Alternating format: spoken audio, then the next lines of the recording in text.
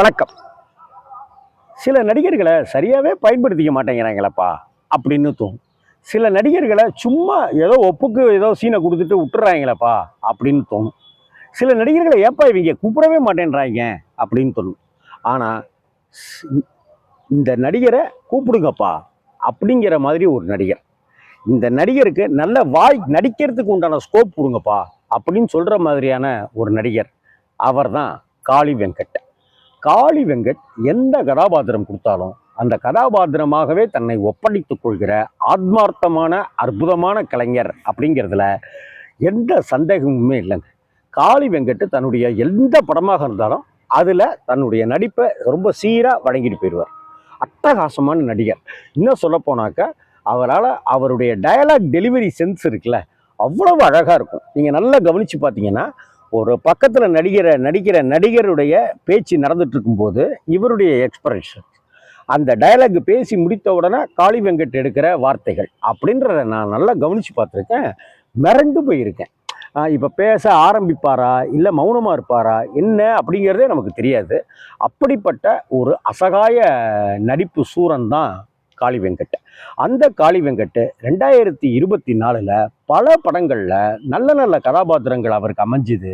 அந்த அமைந்த கதாபாத்திரங்கள் எல்லாத்தையும் அட்டகாசமாக அதை பிரமாதமாக யூஸ் பண்ணிக்கிட்டாரு, பயன்படுத்திக்கிட்டாரு அப்படின்னு தான் சொல்லணும். கேரக்டர் யாருக்கு வேணாலும் கிடைக்கலாம்.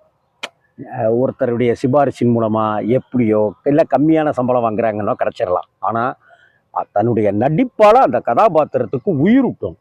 அந்த கதாபாத்திரத்தை அப்படியே பிரம்மாண்டப்படுத்தி காமிக்கணும். அப்படி காமிக்கிறதுக்கு ஒரு இயல்பான நடிப்பு ஒன்று மிக மிக அவசியம். அப்படி ஒரு இயல்பான நடிகராக தான் காளி வெங்கட் இருக்கிறார். இந்த 2024 வருஷத்துல காளி வெங்கட்டினுடைய ராஜ்யம் தான் அப்படின்னு சொல்லணும். கேரக்டர் ஆர்டிஸ்டா அவர் குரங்கு பெடல் அப்படிங்கிற படத்துல என்னுடைய இனிய நண்பர் ராசி அழகப்பன் அவர்களுடைய அந்த கதை அதுதான் சினிமாவாக்கப்பட்டது. அந்த குரங்கு பெடல்ல வாழ்ந்திருப்பார் மனுஷன். ரொம்ப பிரமாதம் பண்ணியிருப்பார்.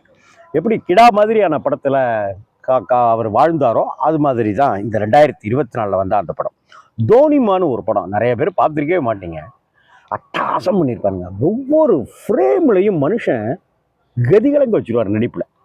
அட்டகாசம் பண்ணியிருப்பார். அதே போல் பேராசூட்னு ஒரு ஓடிடியில் வந்த ஒரு வெப் சீரிஸ்.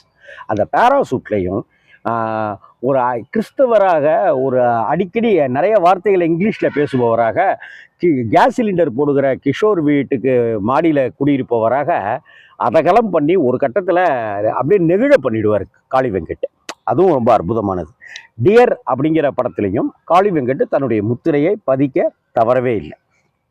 டபுள் டக்கர்னு ஒரு படம், அந்த படத்துலையும் காளி வெங்கட் ஒரு அட்டகாசமான ஒரு ரோல் ஒன்று பண்ணியிருந்தார். அந்த ரோலையும் அவர் வெரைட்டி காமிச்சு தான் பண்ணியிருந்தார். கேப்டன் மில்லர் படத்தில் காளி வெங்கட்டினுடைய கதாபாத்திரம் மிரட்டுற வகையில் இருந்தது. அதை எந்த அளவுக்கு அதை அசத்த முடியுமோ அந்த அளவுக்கு அசத்தி காட்டி கைத்தட்டல் அல்ல வச்சார் காளி வெங்கட். அதே போல் நினைவெல்லாம் நீடான்னு ஒரு படம் வந்துச்சு. இதுக்கு போன வருஷம் எப்படி அந்த ஹர்காரா, அந்த போஸ்ட்மேன், இந்த ஹர்காரா மாதிரி படமும், அநீதி மாதிரியான படமும், கிடா மாதிரியான படங்களும் எப்படியெல்லாம் சிறப்பான படங்களாக அமைஞ்சதோ அதே போல் இந்த 2024 குரங்கு படல் மாதிரி, தோனிமா மாதிரி, பேராசூட் மாதிரியான ஓடிடி படங்கள், வெப் சீரிஸ் அப்படிலாம் வந்தது. இதில் ரொம்ப முக்கியமாக கவனம் ஈர்த்தது லப்பர்பந்து திரைப்படம் தான். இந்த லப்பர்பந்து திரைப்படத்தில் அந்த கிரிக்கெட் டீமுக்கு கேப்டனாக இருக்கிற அந்த காளி வெங்கட், அந்த காளி வெங்கட்டினுடைய ஜாதியை சேர்ந்த சில பேர் காளி வெங்கட் ஹரிஷ் கல்யாண் மேலே அன்பும் பிரியமும் பாசமுமாக வச்சிருக்கிறது. அந்த ஹரிஷ் கல்யாணுக்கு நண்பனாக இருக்கிற பாலசரவணன், அந்த பாலசரவணன் கிட்ட பேசும்போது என்னடா இப்படி சொல்லிட்ட, அவன் எனக்கு தம்பி மாதிரிடா. தம்பி மாதிரி தானே, ஆனால் தம்பி இல்லைல்ல, சும்மா இந்த தம்பி மாதிரின்னு சொல்கிறவங்கள தான் நம்பவே கூடாதுயா. எனக்கு நிறைய எஸ்சி ஃப்ரெண்ட் இருக்காங்கன்னு சொல்கிறாங்கல்ல, அவங்கள மாதிரி தான் நீயும், சும்மா அவங்க சொல்லிக்குவானுங்க ஒரு பேச்சுக்கு அப்படின்னு சொல்லும்போது உடஞ்சி போயிடுற அந்த காட்சியும், அதற்கு அடுத்து இந்த டீமில் கேப்டனில் இந்த டீமில் இவன் விளையாடுறான் அப்படின்னு சொல்கிற அந்த ஒரு விஷயமும், அந்த படம் நெடுக நான் வந்துட்டேன்ல நம்ம போயிட்டு வரும்போது 3 பேராக தான் வருவோம் பாரேன் அப்படின்னு காளி வெங்கட் வந்து நம்பிக்கை கொடுக்கறதா இருக்கட்டும், கிரகப்பிரவேசத்துக்கு உண்டான பத்திரிகையை கொடுக்கும்போது நேரம் சரியில்லை போல இருக்கு, பத்திரிகை கொடுக்கறதுக்கு உண்டான நேரம் சரியில்லை போல இருக்குன்னு சொல்கிறதா இருக்கட்டும், பெயிண்ட் அடிக்கிற வந்த கெத்து தினேஷை வந்து யாருன்னே தெரியாமல் அவர் கிரிக்கெட் விளையாடுற அந்த ஜாமானெல்லாம் எடுத்துகிட்டு வர சொல்கிறதா இருக்கட்டும், அங்கேயே வச்சுக்கிட்டு அவரை கிரிக்கெட் விளையாடுறதுக்கு கூப்பிட்றதா இருக்கட்டும்னு படம் நெடுக அத்தனை காட்சியிலையும் காளி வெங்கட்டுக்கு உண்டான பங்கை வந்து காளி வெங்கட் நிறைவு செய்துக்கிட்டே வருவார். கெத்து தினேஷ்கான காட்சியாக இருக்கும், ஹரிஷ் கல்யாணுக்கான காட்சியாக இருக்கும், கெத்து தினேஷோட ஃப்ரெண்டு கேரக்டர் அவருக்கானதாக இருக்கும், பாலசரவணனுக்கு உண்டானதாக இருக்கும். ஆனால் ஒவ்வொரு தருணங்கள்லையும் காளி வெங்கட் தன்னுடைய போர்ஷனை அட்டகாசம் பண்ணிக்கிட்டே வருவார்.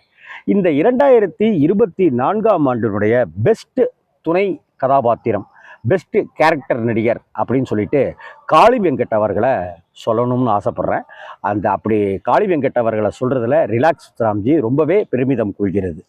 காளி வெங்கட் அவர்களுக்கு வாழ்த்துக்கள். இந்த 2025 அடுத்தடுத்த வருடங்கள் அப்படின்னு சொல்லி காளி வெங்கட் இன்னும் ஒரு முக்கியமானது ஒரு கலைஞராக ஜொலிப்பார் அப்படிங்கிறது சத்தியம். வணக்கம்.